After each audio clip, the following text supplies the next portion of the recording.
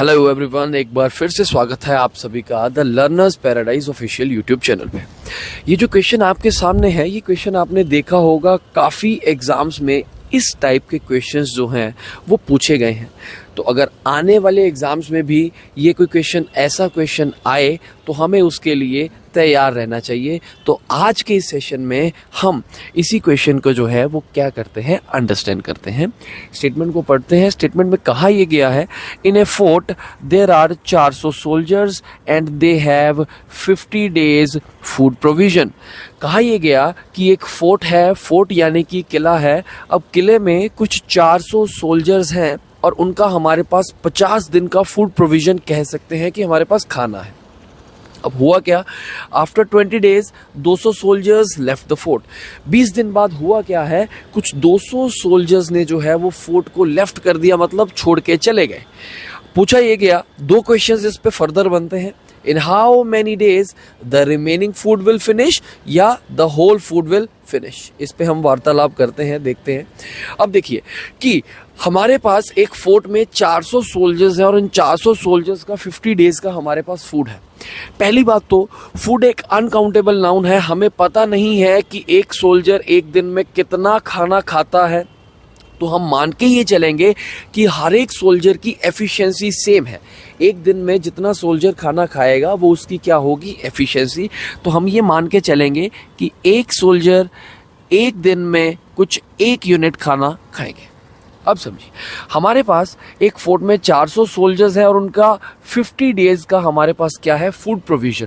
तो हम यहाँ से कैलकुलेट ये करते हैं कि हमारे पास टोटल खाना कितने यूनिट है।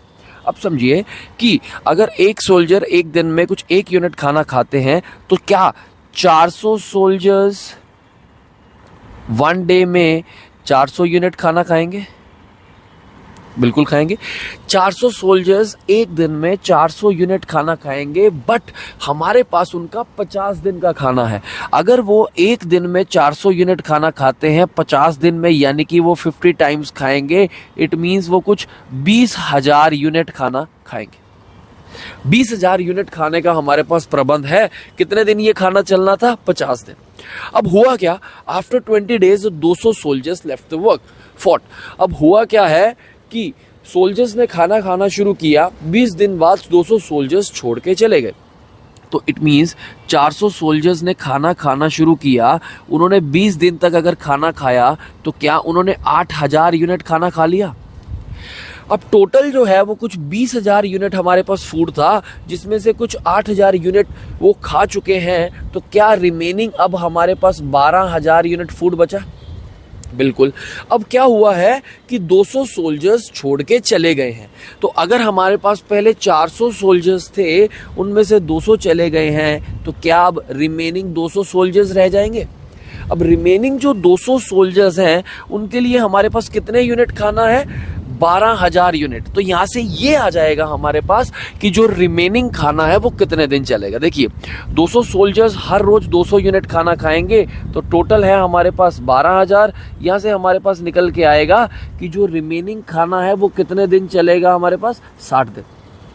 कितने दिन चलेगा? 60 दिन और खाना चलेगा। तो जो रिमेनिंग का आंसर है वो हमारे पास आ जाएगा 60 डेज। दूसरा हमसे पूछा गया है कि पूरा खाना कितने दिन चला। अगर हम यहाँ पे 60 आंसर लगाते हैं तो हमारा आंसर क्या हो जाएगा? गलत। क्यों?